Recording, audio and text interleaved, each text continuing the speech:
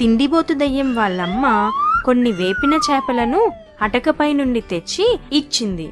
ఎన్నాళ్లకో తిండి దొరికేసరికే ఆ తిండిబోతు దయ్యం అమాంతం వాటిని మింగేసింది.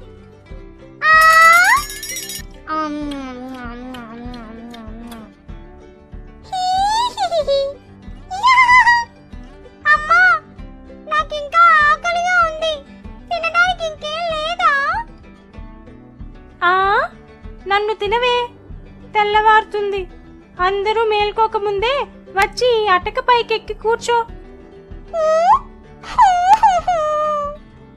అలా ఆ రెండు దయ్యాలు అటకపైకి ఎక్కి కూర్చొని చూస్తూ ఉన్నాయి. ఏమే, కాస్త గంజన్నం పెట్టు. అట్టాగే నిన్న వేపిన చేపలు కొన్ని నంచుకు తీసుకురాయే. ఏటయ్యా, ఏపిన చేపలా? మొత్తం నిన్నే నవిలి పారేసి